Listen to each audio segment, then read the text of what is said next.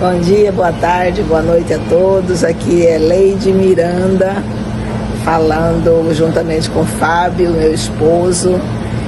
Nós somos de Sinop, no Mato Grosso, mas há exatamente 8 dias estivemos com os irmãos Rafael Diniz e Gerlene no Vitrine do Lago, nas imediações de Colinas do Sul e Niquelândia, no interior do grandioso estado do Goiás. E foi muito bom. Queremos dizer aos irmãos e agradecê-los pela acolhida, pelo calor humano, pelo tudo que recebemos de vocês, e aprendemos muito aí, especialmente com relação aos propósitos do Senhor para o seu povo nestes últimos dias. Que Ele nos prepare e prepare muito mais ao irmão para receber tantos quantos quiserem participar do projeto. Irmão Rafael, também quero agradecer a oportunidade de ter conhecido o projeto que o senhor está desenvolvendo aí e me dizer que fiquei muito impressionado com a grandiosidade do local, com as belezas naturais, e dizer que a gente sentiu-se muito feliz aí esses dias que ficamos com o senhor aí. Estamos orando pelo projeto e que Deus possa abençoar a todos. Muito obrigada. Obrigado.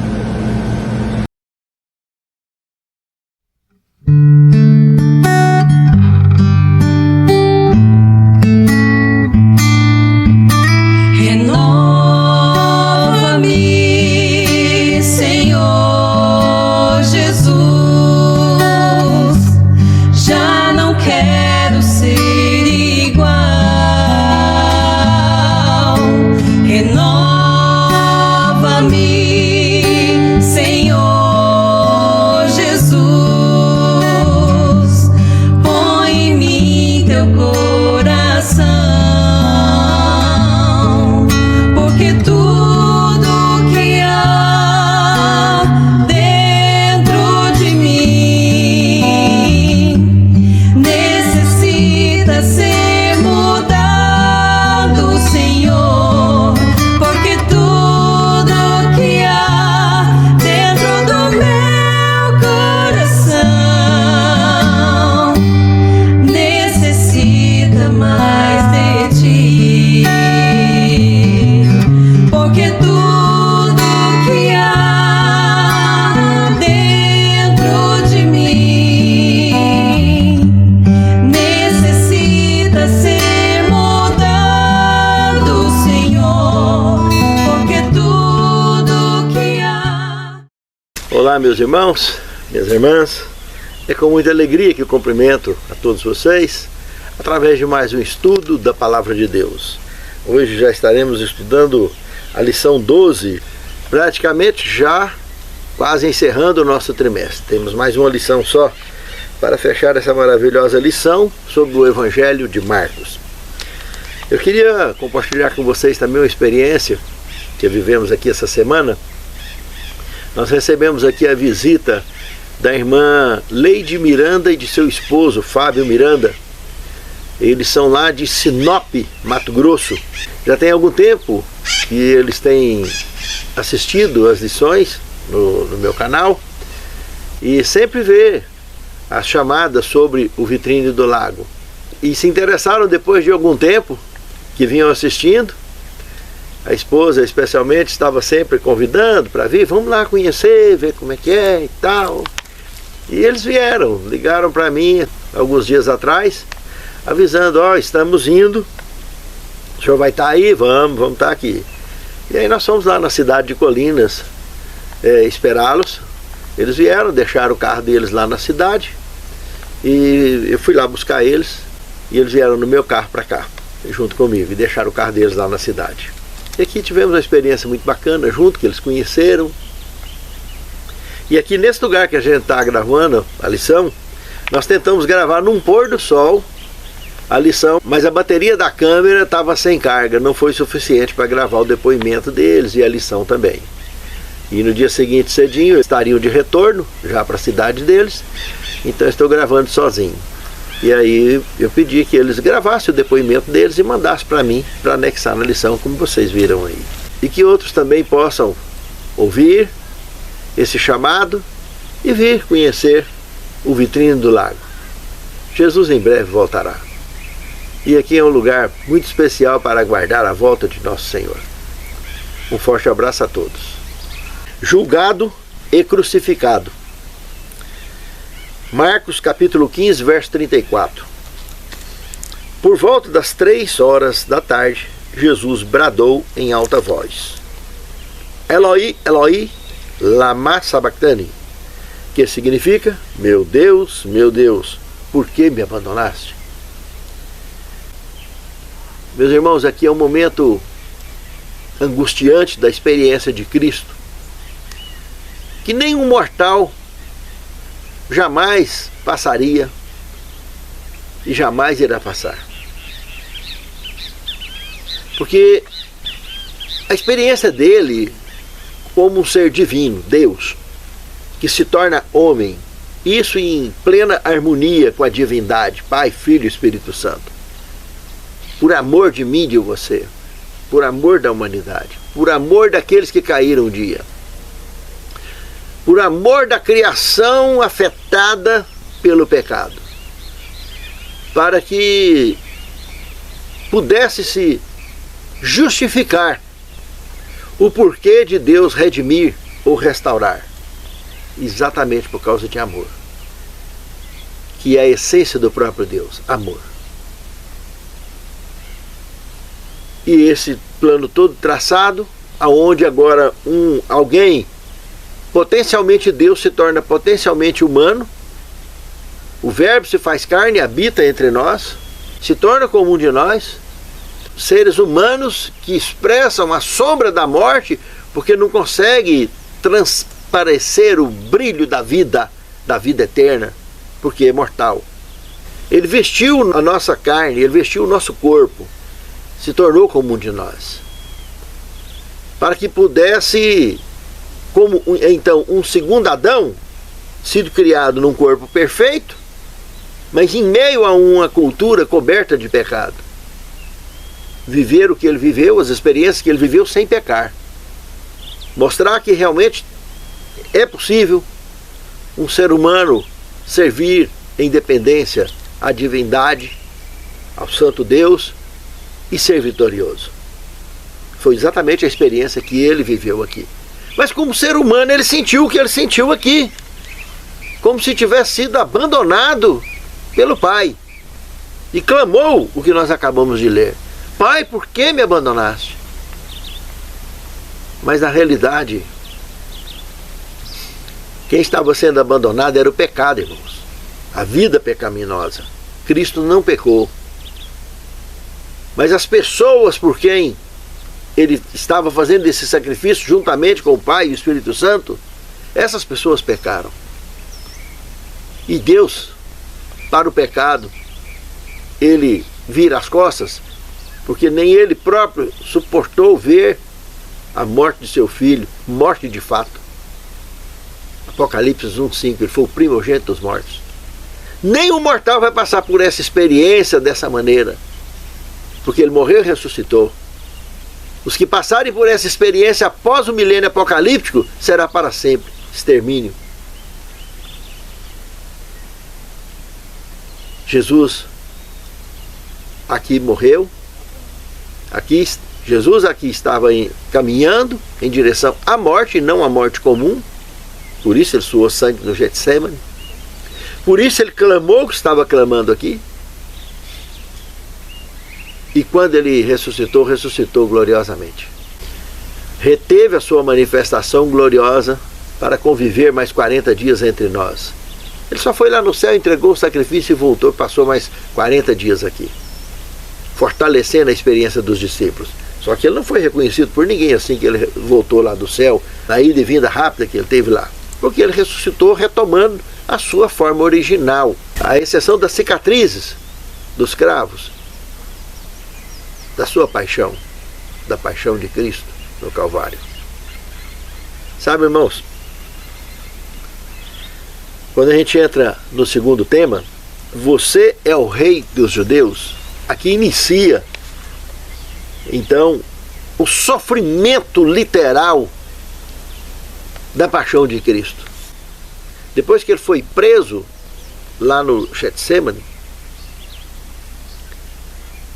sendo trazido aqui, depois de uma trajetória de humilhação, desde lá de onde eles já vinham trazendo ele, já vieram lá de cima do Getsemane, trouxeram ele direto para Pilatos. E Pilatos fez essa pergunta: você é o rei dos judeus? E Jesus deu uma resposta evasiva: você quem disse.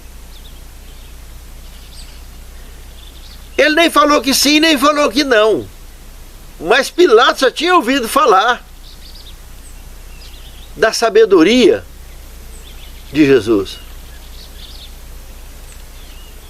E sabia que, como homem inteligente que ele era, pelo menos até o ponto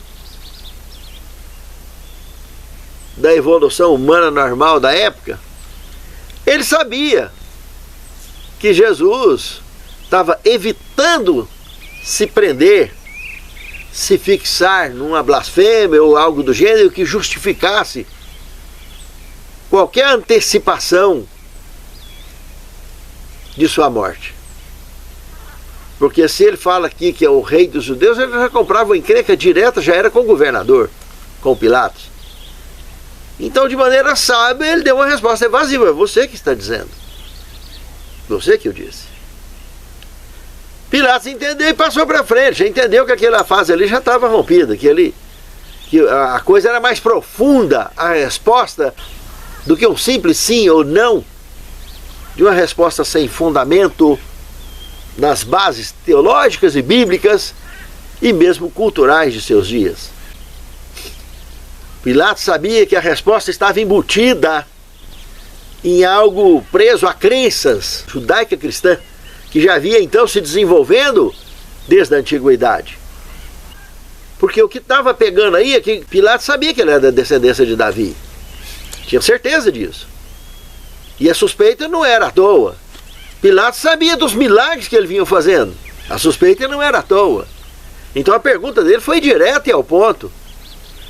Ele sabia que a dinastia herodiana era uma composição do Império Romano, pegando pessoas de mistura judaica e colocando ali como reis sobre os judeus para obter o controle da situação de forma melhor. E sabia que os judeus não aceitavam muito a direção direta de uma nação opressora. Então a dinastia herodiana era uma estratégia romana que passou por vários Herodes, mas todos manipulados por Roma. Então existia todo um porquê por trás dos bastidores dessa pergunta que Pilatos fez. E quando Jesus deu a resposta que deu, ele entendeu que a coisa estava presa apenas a crenças e que está tudo normal, está tudo bem, e prosseguiu no questionário. O segundo ponto aqui é que Pilatos já entendeu a responsabilidade, porque aqui aparece também dentro desse interim que a própria esposa de Pilatos tinha vindo cochichar no ouvido dele para ele não se envolver com aquele justo, porque ele era inocente. E ela tinha sonhado durante a noite. E Pilatos já estava com a consciência apertada aqui nessa questão. Então ele tinha que achar uma forma de se livrar da responsabilidade do que estava acontecendo, porque a liderança da igreja dele, que era a liderança também da sociedade judaica, eles vinham pressionando o Império Romano para praticar a execução. Eles já tinham armado tudo. Ali embaixo já estavam testemunhas compradas para suplicar a crucifixão e a condenação de Cristo, porque os judeus já sabiam como que se procedia nesses casos mais delicados, principalmente na ocasião da Páscoa. Então eles já estavam armados para poder garantir a condenação e a execução de Cristo. Então Pilatos, para ele se livrar da sua consciência pesada diante da sua mulher, diante da sua própria consciência e da situação, ele joga a responsabilidade para os inocentes. pegou a turba e falou: olha, eu não vejo culpa nenhuma nesse homem. E o que vocês querem que eu faça com esse chamado Jesus, o Cristo? E aí eles, a turba, que já estava armada para dar a resposta, falou: crucifica-o, crucifica-o. Pilatos ficou surpreso, porque ele tentou resolver de uma forma mais estratégica ainda, achando que dobrava os judeus, pegando o pior criminoso que tinha ali dos seus dias, um criminoso político, que deu dor de cabeça, com revolta, com muita encrenca, Barrabás. E ele falou: quero ver agora. Foi lá e colocou Barrabás do lado de Cristo. E proclamou: olha, vocês sabem que na época, por ocasião da Páscoa, eu sempre costumo soltar um criminoso, condenado, preso, da cultura de vocês. E agora aqui está, então, Barrabás e Jesus. A quem vocês querem que eu solte? Barrabás ou Jesus? E vocês conhecem a resposta. Escolheram Barrabás. E Pilatos quebrou a cara. Ficou surpreso. Ele ficou tão chocado, que ele só fez mais uma pergunta: o que vocês querem que eu faça desse Jesus, chamado Cristo? Crucifica-o, crucifica-o, crucifica-o. Vocês conhecem a resposta, está escrito, registrado no texto sagrado. Pilatos, de forma covarde, tinha condição para resolver toda aquela situação e evitar essa condenação injusta. Pediu uma bacia d'água e lavou a mão diante de todos. Jogou a responsabilidade para as pessoas comuns e eximiu-se da sua responsabilidade diante de Deus e diante dos homens. Se autocondenou para sempre. Na realidade, Pilatos pensou que deu. Aqui ficou parecendo uma jogada de xadrez, né? Pilatos achou que deu um cheque na cultura judaica e a cultura judaica deu um checkmate nele. Liquidou. Pilatos perdeu o chão.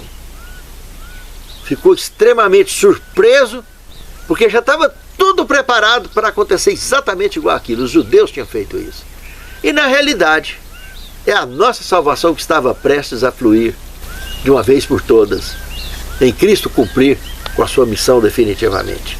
É o que estava fechando aqui nessa questão. É o que estava aqui se fechando nessa questão. No terceiro tema, salve, Rei dos Judeus. Irmãos, o que temos aqui revelado em Marcos capítulo 15, de 15 a 20,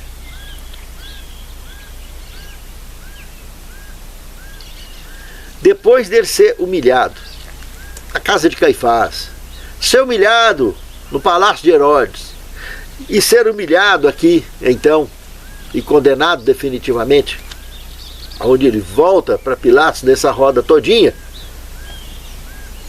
que ele inicia em Pilatos, na primeira tentativa, aí leva para Herodes, Herodes joga batata quente para os sacerdotes, e os sacerdotes também jogam batata quente e volta para Pilatos.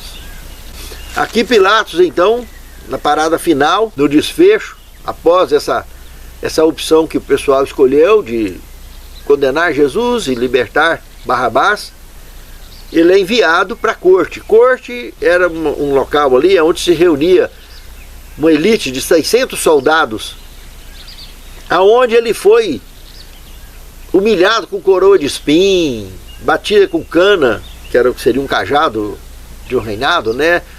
Tudo para humilhar ele.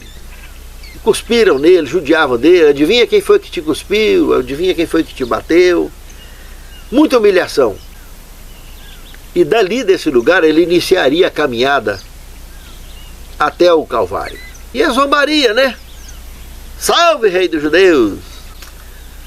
Os judeus, a liderança judaica, tinha até preparado, evidentemente com o apoio de Herodes, uma roupa de púrpura, vermelhinha, escarlate, né?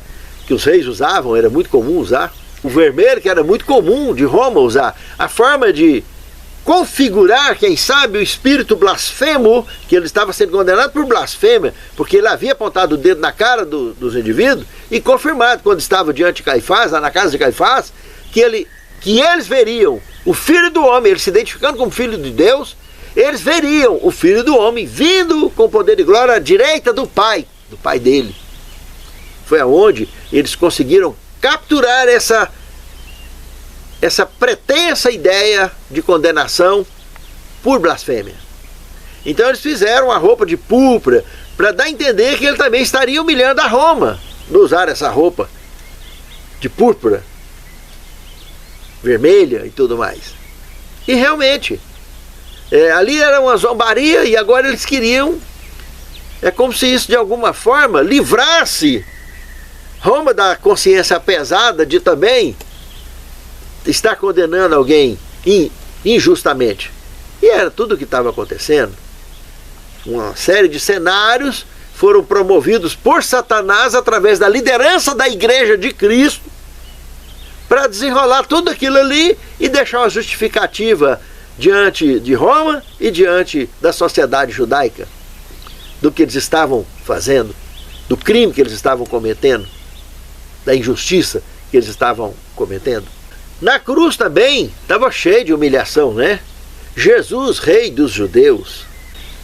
O motivo do crime que era crucificado lá, que era identificado sempre na parte superior da cruz, estava lá Jesus, rei dos judeus.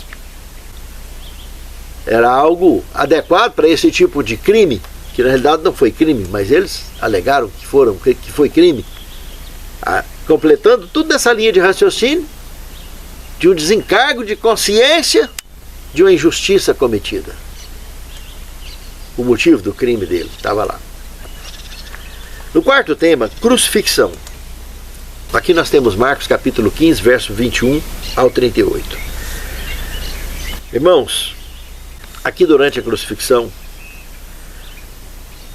uma dor excessiva que ele vinha sentindo, porque a pessoa ser crucificada com pregos cravados nos punhos, ou seja, nas mãos, seja onde for, vai lesar alguns tendões. E um tendão lesado dói demais. Mas ele também foi transpassado nos pés. E eu imagino que a pessoa, nessa situação, para poder aguentar o peso do corpo, as mãos não suportaria. Então teria que ser nos punhos, de fato.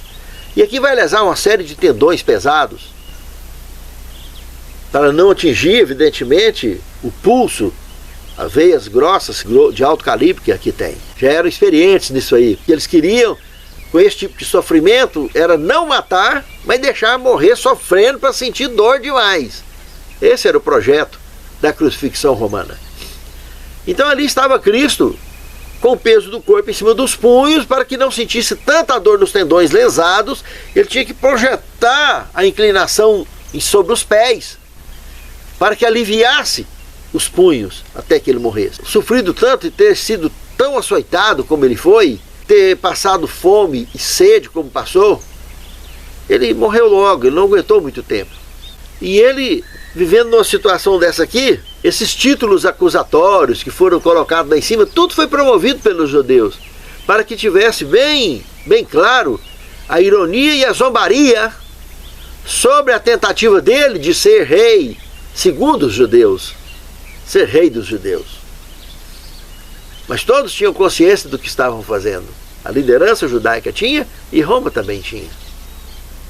E por isso esses contam aqueles que estariam participando da trama do transpassamento de Cristo, do assassinato de Cristo.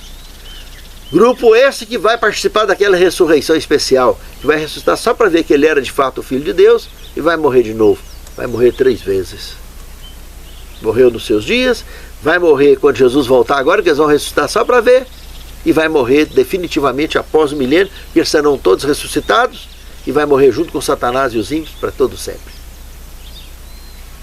Esses que participaram do transpassamento. Isso foi previsto pelo profeta Daniel no capítulo 12, verso 2.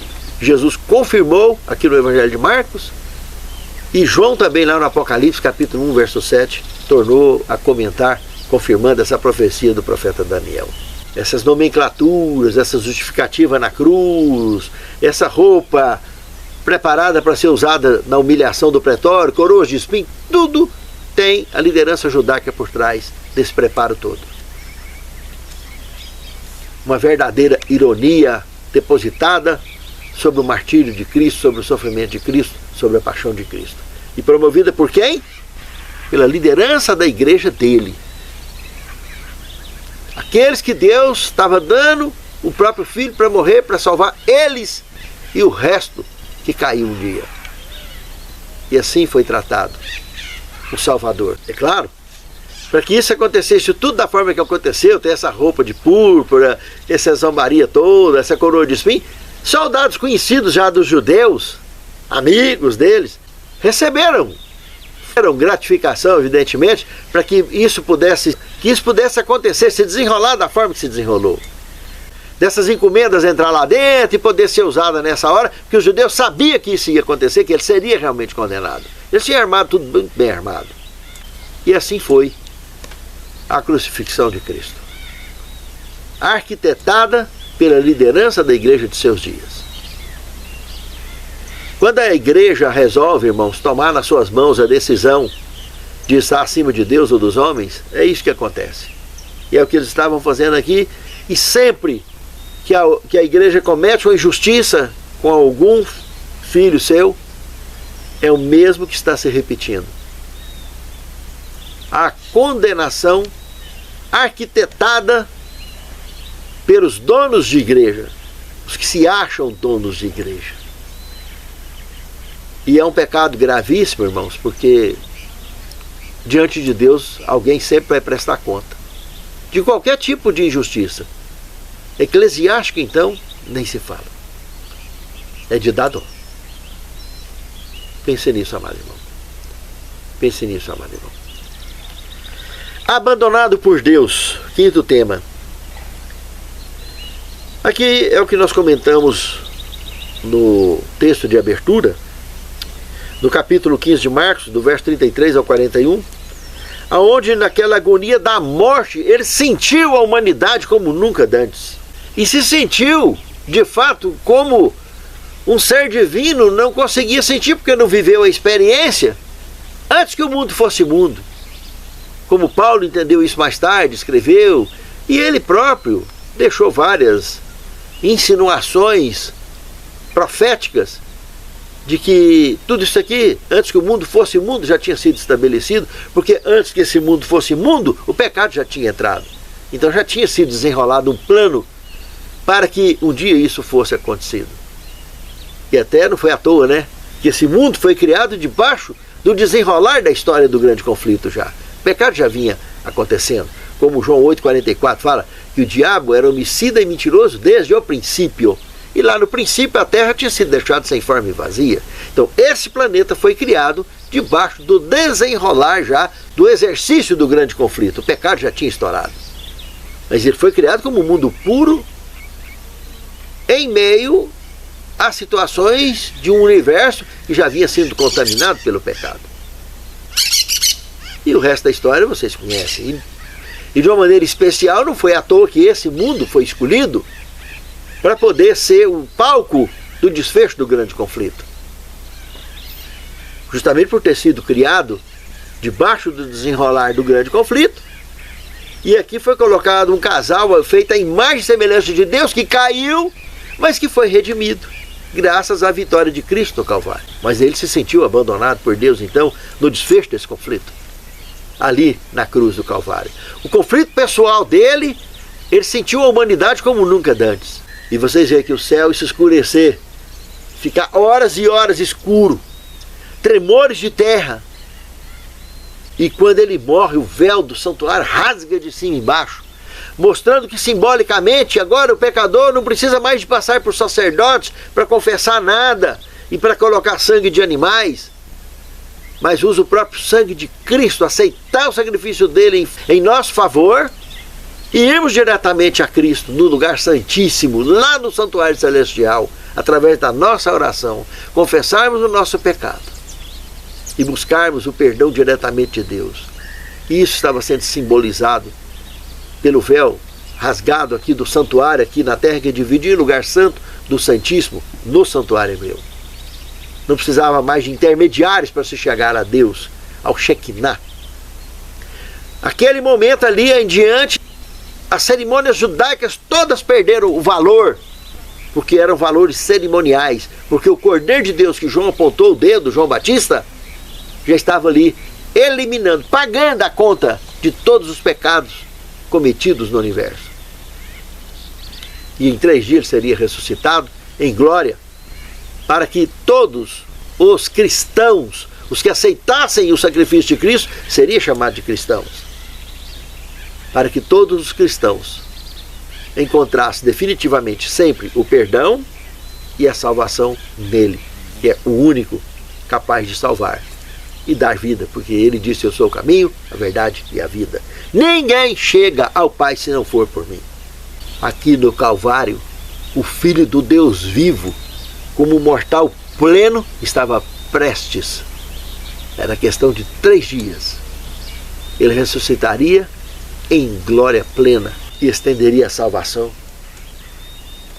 para mim, para você e para todos que um dia caíram, garantindo dali para trás a salvação e configurando, justificando o porquê que Elias, porque que Enoque já tinha ido para o céu de forma antecipada, e porque Moisés também foi ressuscitado de forma antecipada para a vida eterna. Ele já estava como habitante do céu. Ali se configurou a justificativa para isso, a vitória de Cristo. E dali para frente, até os nossos dias e até a volta de Cristo, é o que justifica a ressurreição. Debaixo do período da graça, enquanto a porta da graça estiver aberta, ele está salvando todos os que se dirigirem a ele. Pense nisso. Muito sério. 6º tema, colocado para descansar. Irmãos, aqui em Marcos 15, de 42 a 47, aqui aparece um personagem que de forma muito mais silenciosa do que Nicodemos surge na história do desenrolar do texto bíblico, irmãos. José de Arimateia estava aqui no anonimato até agora, e do nada ele surge diante de todos. Já havia sido preparado por Deus, que não procurou Jesus em momento algum. Dentro do registro bíblico não consta nenhuma aproximação direta e clara sobre isso, mas com certeza ele foi até Jesus várias e várias vezes, mas não se posicionou publicamente. Mas eu tenho certeza absoluta que Cristo, ao olhar para ele e ele olhar para Cristo, sabia da comunicação, como se fosse uma telepatia plena e absoluta entre os dois, de que ele era um servo de Deus especial e que seria usado na hora certa, que seria apresentado na hora certa. Não podia ser apresentado antes. Várias vezes, com certeza. Para ele fazer o que ele fez aqui, ele encontrou com Jesus várias vezes, no meio da turma toda, mas não podia se posicionar. Se posicionou, foi de forma discreta, sem que ninguém percebesse ou ninguém visse. Mas aqui estava. As coisas acontecendo de forma natural, nada premeditado. Mas José de Arimateia tinha convicção da sua missão.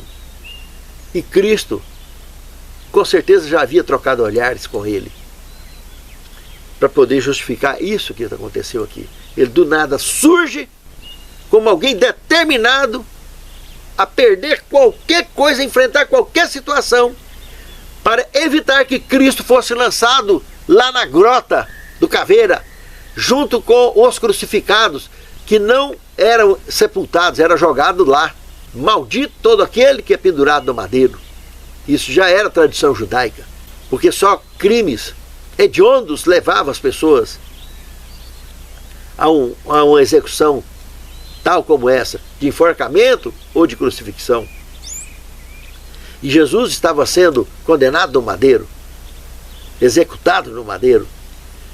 Irmãos, José de Arimateia chega junto com Nicodemos, que já tinha se manifestado no contexto histórico como cristão, e aqui os dois vão lá, consegue, pela poderosa influência que esses dois homens tinham diante do governo, consegue a liberação para sepultar o corpo dele, e colocou justamente para ter certeza que ele não seria colocado em outro lugar, na sepultura dele, de José de Arimateia, uma sepultura novinha que ele tinha feito para ele mesmo, ou para a família dele, para ele e para a família dele. Jesus foi colocado lá.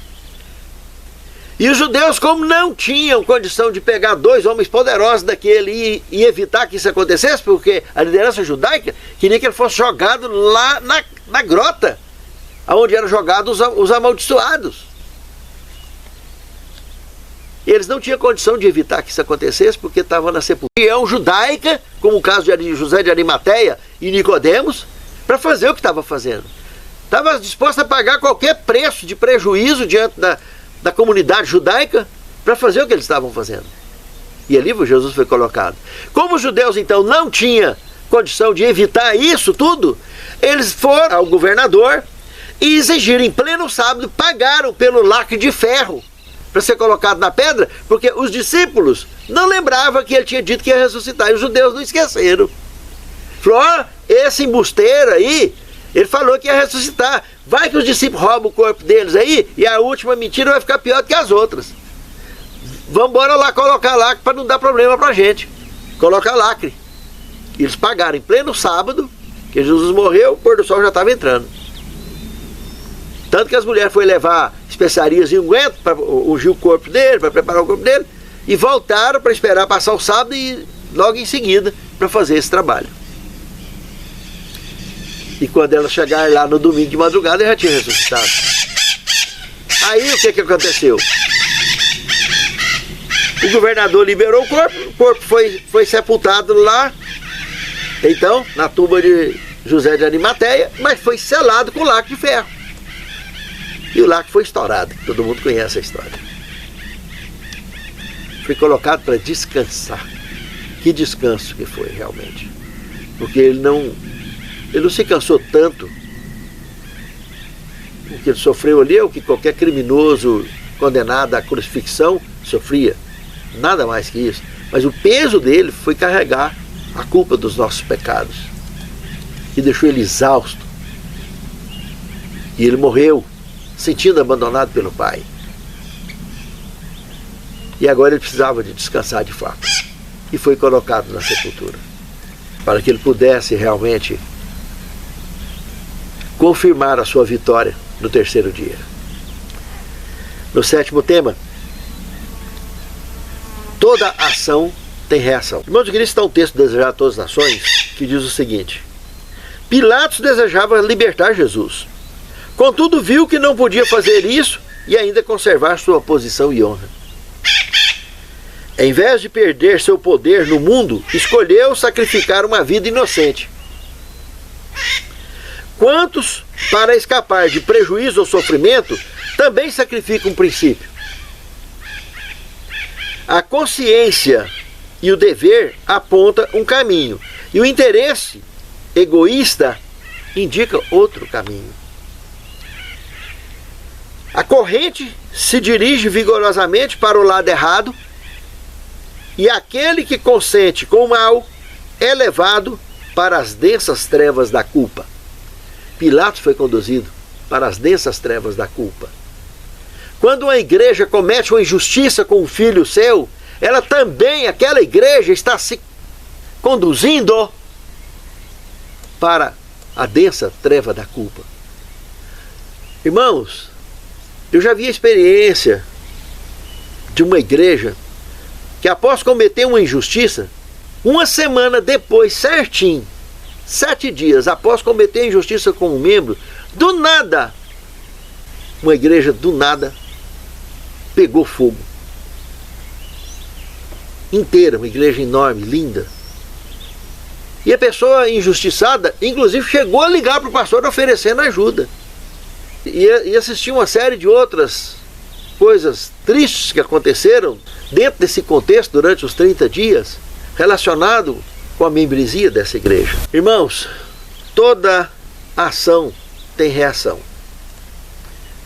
Um dia diante de Deus e diante dos homens, irmãos, todos vão pagar pelo que fizeram. Todos responderão pelo bem ou pelo mal que fizeram nesse mundo. Todos hoje têm a oportunidade e têm a chance de abraçar com Deus e andar com Deus em espírito e em verdade. E adorar a Deus em espírito e em verdade é que nos leva a caminhos saudáveis. A decisão que a Igreja de Cristo cometeu aqui em fazer essa injustiça os conduziria no ano 70 à fúria romana.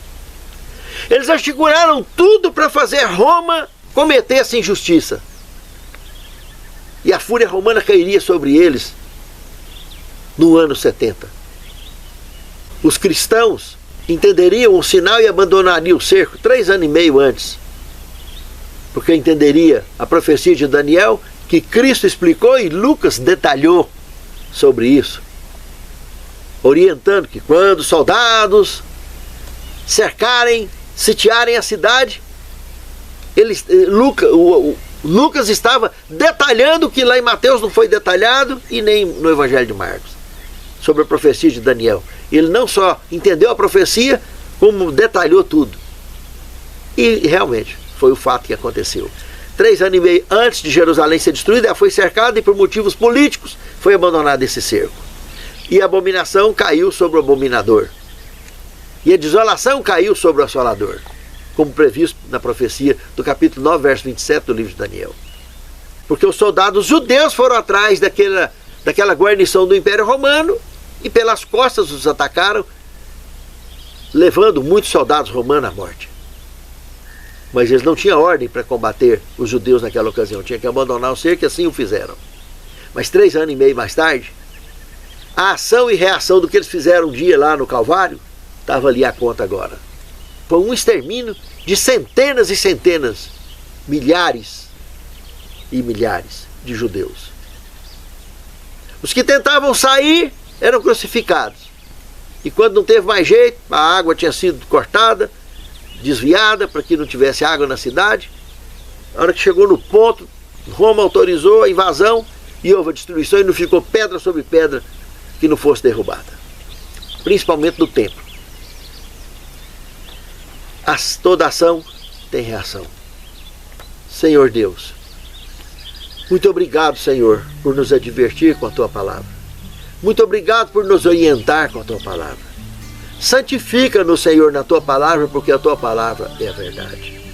E que jamais a Tua palavra, Senhor, venha nos ofender, venha nos fazer a tomar decisões injustas, venha nos fazer